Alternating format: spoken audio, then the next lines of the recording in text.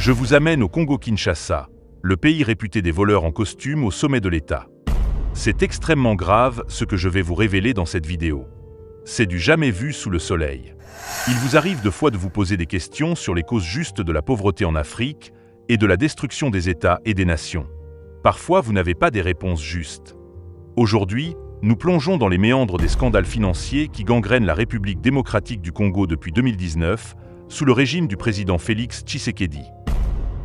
Pour être récompensé par le pouvoir dans ce pays, il faut être un voleur des fonds publics, estimé à des centaines de millions de dollars chaque année. Ici, la politique n'est pas de l'apostolat. On devient politicien en RDC pour détruire l'État. Je vous révèle des détournements massifs de fonds à ciel ouvert. C'est tout simplement scandaleux. Tout a commencé en 2019, avec le détournement de 15 millions de dollars de rétrocommission impliquant Vital Kamerhe, qui fut à l'époque directeur de cabinet du président Tshisekedi.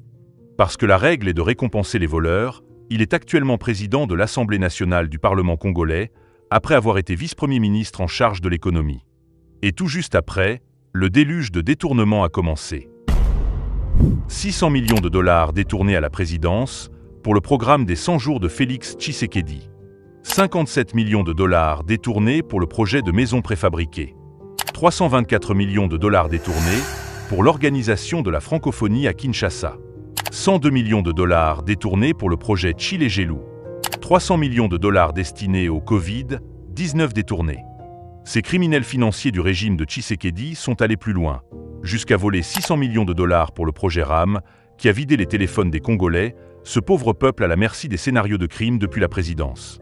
697 millions de dollars pour le projet de carte d'identité nationale ont été détournés. Je vous rappelle que le peuple congolais est jusqu'à ce jour l'unique peuple du monde qui n'a pas de carte d'identité. C'est ne pas tout. 722 millions de dollars pour l'achat des armes afin de lutter contre l'agression à l'est du pays. Cet argent est aujourd'hui sans trace. 430 millions de dollars pour les mercenaires, voire maison civile du chef de l'État. 100 millions de dollars pour doter la RDC d'un satellite, aussi détourné à partir de la présidence.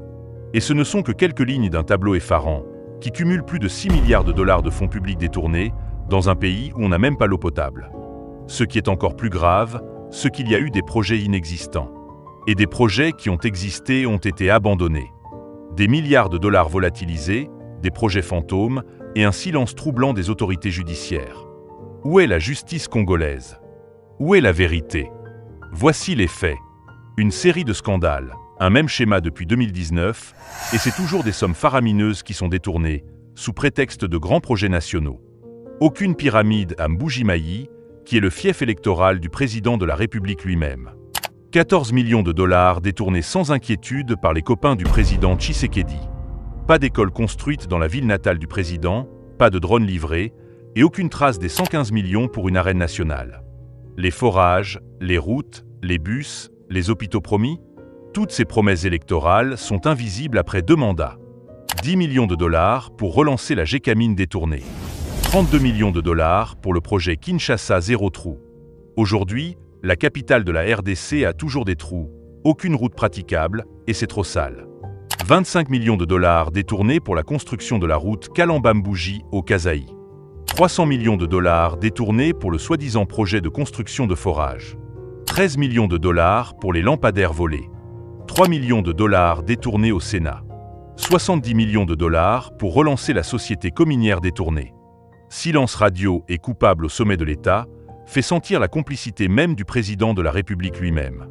Tous ces projets sont à l'abandon, certains n'ont jamais démarré.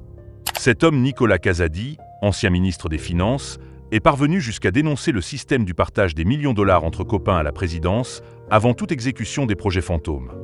Lui-même en a été l'artisan. Il n'est pas inquiété. Il circule librement parce qu'il a aussi volé pour le compte de la famille présidentielle. Pour le défendre, le président lui-même a dit qu'il est père de famille et n'a pas droit à des poursuites judiciaires. Selon plusieurs sources, l'argent destiné à ces projets était déjà partagé entre les responsables, avant même le dépôt de la première pierre. Une pratique devenue système, un vol institutionnalisé qui trahit le serment du président Tshisekedi lui-même. Et dans tout ça, c'est le silence du ministre de la Justice qui étonne. Dans un pays où la justice devrait agir d'office, les injonctions du ministre de la Justice Constant Moutamba ne servent qu'à attaquer les journalistes et les opposants. Aucun communiqué du garde des Sceaux demandant l'ouverture d'une enquête auprès du procureur de la Cour de cassation. Aucune responsabilité morale et légale. Une justice sélective, un peuple sacrifié. Pendant ce temps, les Congolais meurent de faim, manquent d'électricité, d'eau potable et d'infrastructures de base. Ce peuple manque le minimum. Pourtant, des milliards disparaissent sans que personne ne rende de compte. L'Inspection générale des finances, la Cour des comptes, le Parlement congolais, toutes ces institutions sont soumises à la pire escroquerie jamais vue en Afrique. Un appel est lancé au peuple congolais et à la communauté internationale. Il est temps de sortir du silence. La vérité ne peut plus être cachée sous les tapis rouges du pouvoir. Les journalistes, les activistes, les juges intègres, les avocats, les étudiants et la diaspora doivent travailler pour exiger des réponses claires sur chacun de ces détournements. La vérité ne se négocie pas. Elle se dit, elle se défend. Ce que vous venez d'entendre, ce sont des faits, pas des rumeurs. Et tant que justice ne sera pas rendue, nous continuerons de parler sur ce dossier d'État. Ici, c'est la vérité sans filtre pour un Congo debout, un Congo libre, un Congo juste.